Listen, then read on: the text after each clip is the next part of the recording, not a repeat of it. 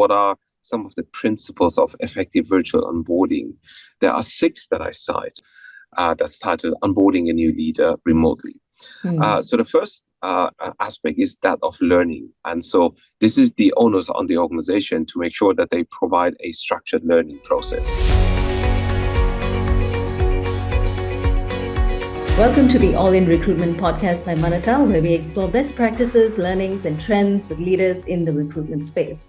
If you like our content, please subscribe to our channels on YouTube and Spotify to stay tuned for our weekly episodes. My name is Lydia, and with us today is Navid Nazemian, founder and CEO of executive coaching company, Navid Nazemian Executive Coaching. Welcome, Navid, and thank you for joining us today.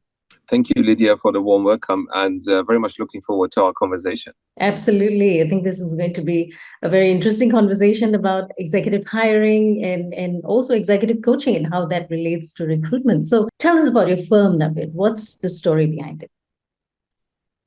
Yes. So I shall say that my company is a very young one. I set it up about a year ago, but I have been working in large multinational companies for the last 26 years, of which I spent the last 20 years working for some really multinational kind of international heavyweights. And those 20 years I spent in the HR function. So the recruiting and talent topic is something that's very close to my heart, and something I have a lot of experience to share. I have been coaching now for about 11 years, and working in HR means that I've always had permission from my employers to be able to do that. And so, my coaching practice is not new, but my coaching organization is a new one. And so since August last year, I am doing this full-time. So I have my full-time coaching practice, and I do a little bit of keynote speaking and promoting my best-selling book on the side. Yes, we'll get to your book shortly. There's some interesting points that I noticed in there. But going back to your experience as an executive coach working within the HR function especially, how would you define the role of an executive coach, and what are the primary objectives that you hope to achieve with clients? Sure. So allow me by saying this first. CEO Today named me the #1 coach globally last year, and this is a real honor. The reason I want to mention this is that because the coaching field is very crowded, and there are very many different types of coaches out there.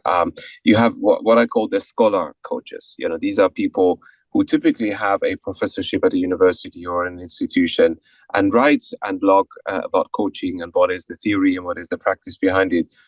The reality is most of these people don't really coach in the real world. And so while some of those articles and definitions might be exciting to hear and read about, they don't really oftentimes they don't solve real world problems. Then you have life coaches. These are people that help people like you and me to become more skillful in our overall kind of management of our lives. So this is, things about family. This is things about integrating work-life balance, anything that's related to the overall aspect of our lives. But I consider myself to be kind of more in the leadership development / transition coaching space. And this is a particular field that speaks to executive leaders. And without using any formal definition of what is actually an executive coach, I would say, quite humbly speaking, executive coaches are there to support leaders to become better at what they do. Now, if you're a good leader, an executive coach can help you to become a great leader. If you're a great leader, an executive coach can help you to become an outstanding leader. So there's always this, notion of improvement that a coach can help you to get better at. Now, what sort of metrics do you use to ensure that the good goes to great? So if it's the CEO, it's typically the chairman or the chairwoman of the company and the CHRO in that case. And then we sit together and get input into what would a great outcome look like. And let's collect those, no more than 2 or 3 of them. And then towards the middle and towards the end, there is a review session on how things are going. And so that for me is the simplest measure of success. It's about the stakeholders and those that are working with them to be able to come to the same conclusion. So that's the simplest way how you can measure the success. And of course, the reality is there are many more sophisticated tools that we can apply. One of them is a 360 assessment and many, many more instruments that you can apply to be able to measure the actual outcome of a coaching engagement.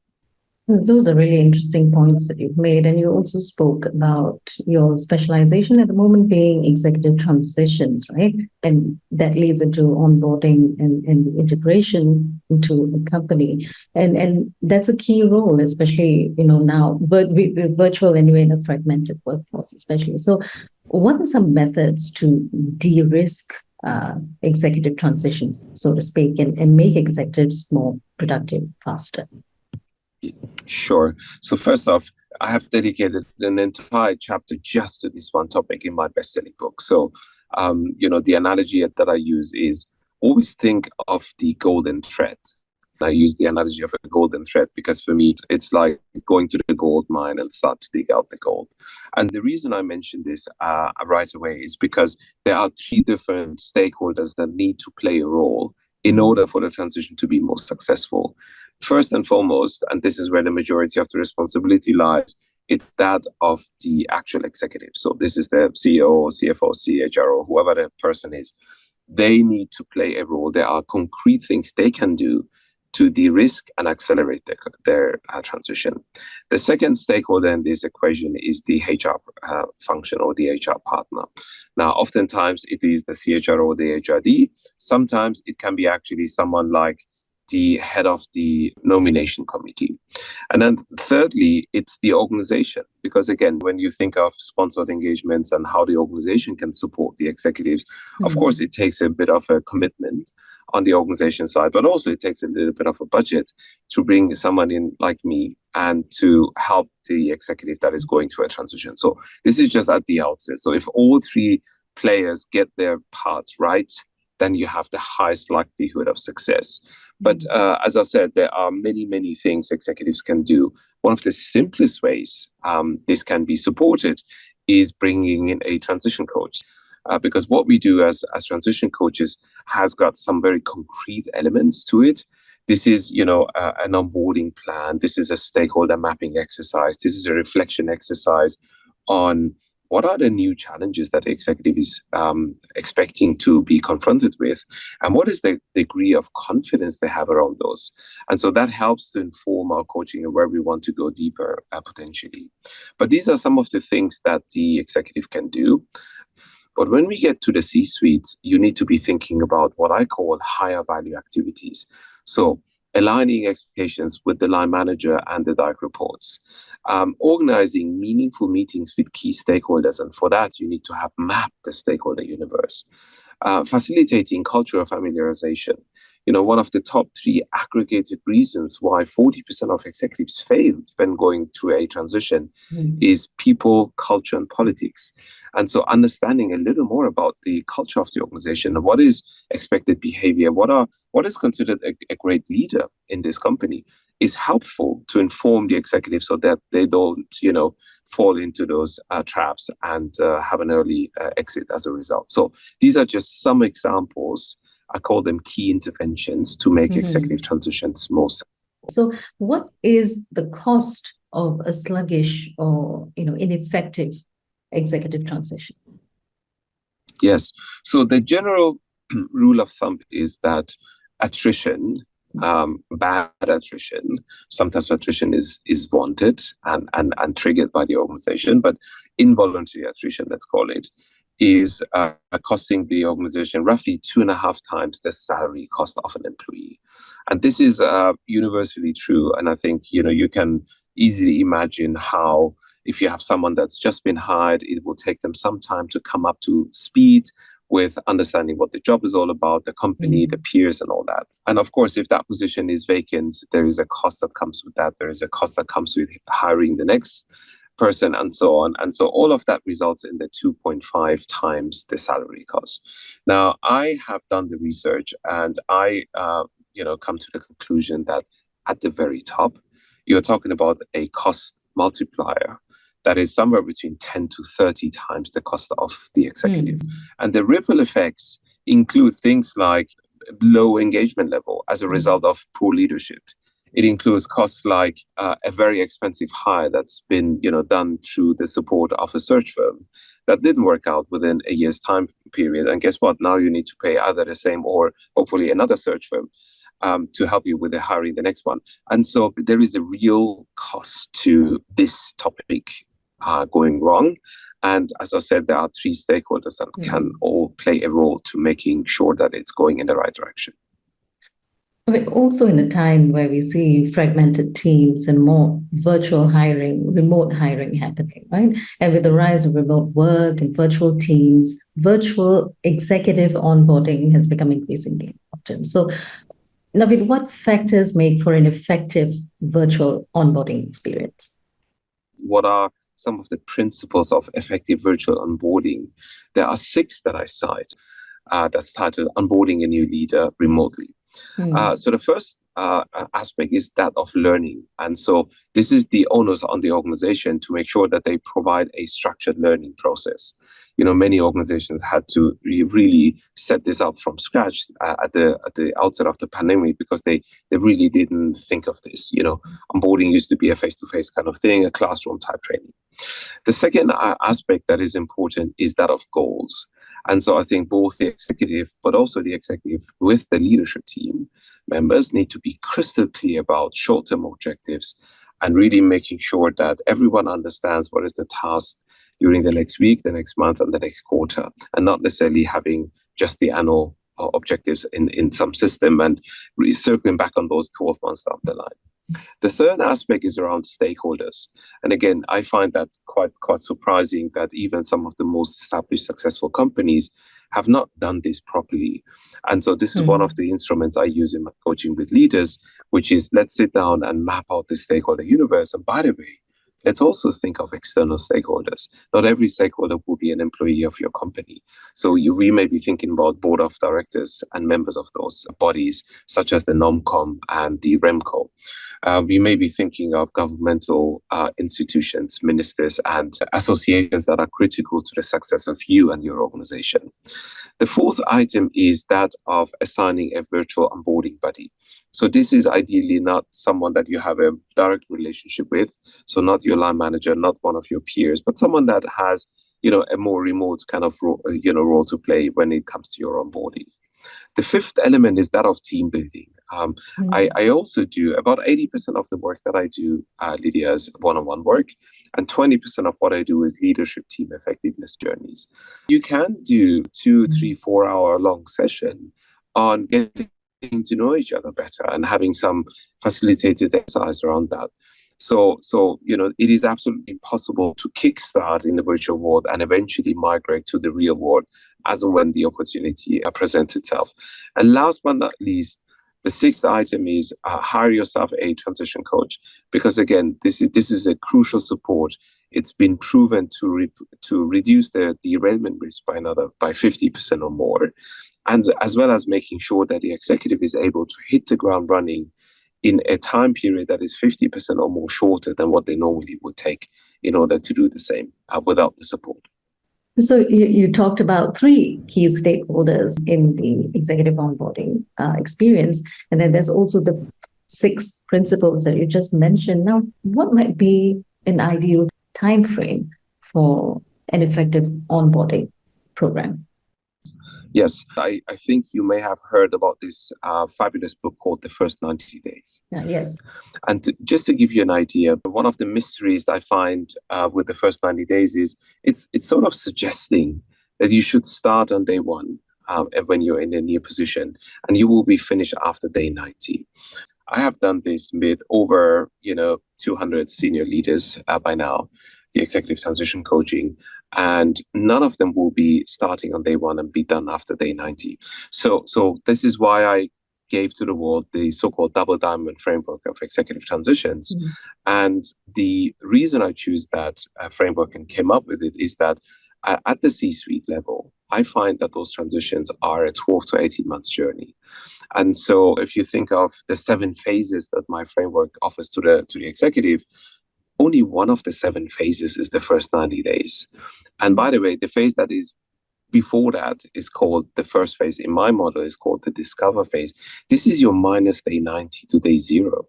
So why should any executive wait until day 1 to start on board themselves effectively when they can start to do some groundwork ahead of their actual start date? And oftentimes, there is a notice period that goes in between them resigning from the current role and starting the new role.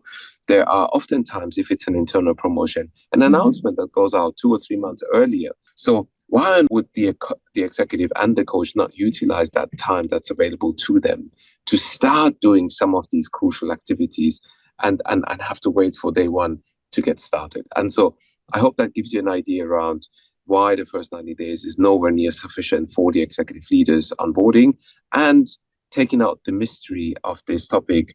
Nobody at the C-suite ever onboards in a 90-day time period. It's more like a 12 to 18 months journey. Would this similar framework apply to transitions that are happening internally from one role to another rather than from one company to the next? Absolutely. And the irony is, Lydia, many organizations that are actually supporting their executives with their transition don't support them when they are internally promoted. Right. Now, this is again a mystery to me, because the data suggests that whilst internal promotions are a little less risky than external hires, so that there are 4 studies, and one of them actually looks at, is there a difference between internal promotions and external hires? And unsurprisingly so, there is a bit of a difference. But the reality is between 27 and 33% of internal promotions fail at the executive level, right? And externally, it's more like 33 to 43%, and that gives us the 40% kind of on average rate. And so again, why would you risk 27 to 33% of your internal promotes to be failing during the transition when you can give them the exact same support you're giving to the external hires? And this goes hand in hand with their productivity level, I would assume. There are metrics to measure both of them, the integration into the company and also the performance at every stage. Yes. So again, unsurprisingly, the time to productivity is what I call this. So this is kind of the 0 point. If this was a business, at which point is the cost that and the investment has gone into leaders' appointment start to earn a dividend or a return. And so for internal promotions, it's anywhere between 3 to 6 months. And for external hires, 6 to 9 months. And this is why I often speak about the 6 months kind of mark as an average. And again, hiring an executive transition coach, there are 4 independent studies that I cite here, has proven to be bringing that time frame down by 50% or more. But as we speak, there are many organizations who don't even know what transition coaching is. And when their leaders appointed into an executive position, they just hope for the best. And this is one of the reasons why we get a 40% dropout rate. Now, executive hires have said in a survey that I read, a lack of understanding about norms and practices are some of the primary causes of slow or even failed transition. So how can these things be managed, Navid? That goes hand in hand with what I call the advice trap. So this is, the executive starting in the new position, whether internally promoted or externally hired, and they start to work their stakeholder landscape, and they get to hear well-intended but contradictory advice.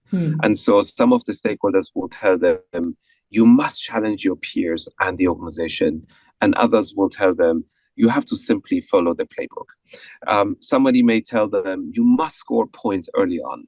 It's all about quick wins that are visible. And somebody else may tell them, if I were you, my advice for you would be to take your time. Make sure you learn, be a fly on the wall, and take your time to come up with any recommendations or actions. They may be speaking to some people that suggest to them, you must demonstrate your independence, right? You have to exert your authority. My advice to you is make sure you always ask for help and support. And so executives are confronted with all these, contradictory advice. Executives have all these worries in their mind around, will I be able to make an impact early on? Will I be able to build a great network and have good relationships with my peers? So there's all these things floating. And again, it takes someone qualified who can sit down with the executive and help them to reflect and unpack all of this. And again, if there is only one board member that is suggesting them to take their time, well, if that board member happens to be the chairman or the chairwoman, you can't just ignore that. right? So you have to work with that advice. And the question is, if the other board members have been telling you something completely different, well, then there is a job to be done here for the executive to go back and align, the chairman with the rest of the board to make sure that he or she is delivering against realistic expectations and not, whatever they do, nobody will be happy because there are so varied ideas around what success looks like for this particular CEO. And you mentioned also earlier that you've coached about 200 C-suite leaders. So could you share any success stories that you've seen of successful executive transitions? Yes, this particular case is the one that I cite in my book, is that the company employs more than 200,000 people, and that this person was appointed to head up the function at the most senior level. So they became, a number one CXO. And this is what this individual had to go through. So first off, they were having the big promotion challenge, which is a big one because they had never worked at that level in that firm before. They were a country successful leader, and then they were appointed into the global C-suite. The second challenge the individual had to go through was the corporate diplomacy challenge, or in simple words, politics, because whether we like it or not, politics play a role at the center of every organization, particularly if it's such a large, complex one. The third challenge the individual had to go through is the so-called international move challenge. They have always worked in one country and one continent. Suddenly they're moving to a new country that happens to be on a different continent. The individual had also to work with the so-called turnaround challenge. So this is something that the individual was brought in. The individual also had to work with a realignment challenge and deal with the business portfolio challenge. And last but not least, the individual also had to face a cross-functional challenge because they were initially working in a general management function, and then they were brought in to work in one of the corporate functions. So you can see how 7 unique challenges were coming the way of the individual. And this is like, I call it the Champions League of transitions. I mean, you can't have anything that is more complex and more tricky in nature. So we did quite a few things at the outset. So first off, we did contract ahead of the actual start date, and that really gave the individual a head start around some of the things I mentioned earlier. So we sat down and identified and interviewed key stakeholders before the formal start date. The individual met virtually with the new leadership team and the inherited functional leadership team members because the announcement had gone out, and so it was official and public, and so they could have conversations. We then sat down and reflected jointly on the context. What's different about working at that level, at the global level, versus working successfully at the country level? What is the identified time frame? What would be ideal coaching outcomes? How would the individual want to form and establish relationships with the line manager and the team? Because these are 2 of the most critical stakeholders. We then sat down and discussed a process of assessing the newly inherited leadership team. There were 2 individuals that were not happy about this appointment. One of them was actively campaigning against the incoming C-suite leader because apparently everybody knew that the incoming leader did not have any particular experience in this particular function. But this is the politics that I talk about. We then, did a leader assimilation process. This is a particular process where the individual sits down with the inherited leadership team members and talks openly about the questions they have on their mind. And it's a trust-building exercise, and it's also helping to establish what I call performance standards. What are expectations of me for you as my new leadership team? We then made sure that we commit sufficient time to key stakeholders and preparing the individual for crucial conversations. The individual had 4 upcoming meetings with the chairman of the firm. And so we really went all in to make sure that the individual is prepped for every one of these conversations to come. We applied tools such as the executive elevator speech toolkit, where the individual was able to hone the messaging, what would be an ideal outcome from the conversation with the chairman 3 months down the line. At times, we would be interviewing her like I would pretend to be the chairman. I would be asking her to, talk to me in that way.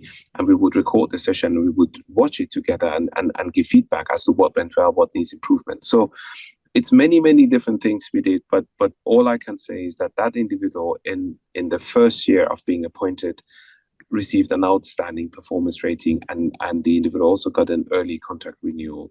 So it's a super quick way of talking about something that obviously took 12 months in reality, but this is just one of the case studies that I cite in my book. Navid, you've given a unique perspective into talent management, or really just the support of a new talent coming in to take on a big role. And what is so critical about executive transitions is that it's an ongoing process that would take longer than you would expect, and one that needs to produce results alongside that kind of onboarding. So, this also applies to our audience who's listening in. So what advice would you give talent leaders, especially in the executive hiring space, who are probably looking into how to onboard this new executive hire effectively, and how do I get them to perform and really shine in their roles? So in my book, I talk about the imbalance of investment. And one good advice I can give to any, talent leader or talent acquisition leader is that, make sure that the investment is balanced. That means it's always good to take money into your hands and making sure that you hire the right person for the role. But it would be much more potent if that same hire that you have just hired is getting the support once they are in the organization, and ideally before they start in a new position. So that's just one piece of advice I can give to them. The second one is what I already mentioned, which is, make sure that whether it's the talent acquisition function, or it's the talent management function, or there is the L&D function, it really doesn't matter who looks after this. It ideally needs an owner. Make sure that you don't stop at the basic onboarding level, because as we know now, it's not sufficient for the executive level. So think about the higher value activities I mentioned earlier in the call. And last but not least, again, this is not rocket science. I mean, in my book, I talk about 12 proven interventions that help, this process. And so anyone can, just get a copy of my book. And if they go for the paperback or the hardcover, they will also get the actual workbook. And the workbook helps, for instance, the talent leader to work with the executive on the double diamond framework. So as an executive or the HR person supporting them, you get to work through the framework in order to help them with this exercise. And so these are just 3 ideas to share with you and the audience on how they could, in a very practical, pragmatic way, support the executive in transition. Thank you very much, Navid. I think this has been excellent, especially given the intimate view that we've just seen, looked into the actual experience of someone getting into a new role and the challenges faced there, and how timely and structured process around transitions can really help bring out the results that a company is looking for within in an executive hire. I'm sure the audience listening in would want to find out a little bit more about you and your book. So where can the audience connect with you? What is your preferred platform? Sure. Yes. LinkedIn is my main platform. Navid Nazemian. I write regularly. I am very friendly also with regards to connection invites and conversations on LinkedIn. And so that's probably the best place to find me. If people wanted to get their hands on a copy of my book, you can buy my book literally anywhere you can buy online, and as well as offline. So, Amazon, Barnes & Noble, Apple Books. If people have a preference for the audio version of my book, I think it will be launching either in August or in September, so they need to wait a little more. So, those are just some places to connect and continue the conversation. And we have been in conversation with Navid Nazemian, founder and CEO of Navid Nazemian Executive Coaching. Thank you for joining us, and remember to subscribe to our channels to stay tuned for more weekly episodes of All in Recruitment.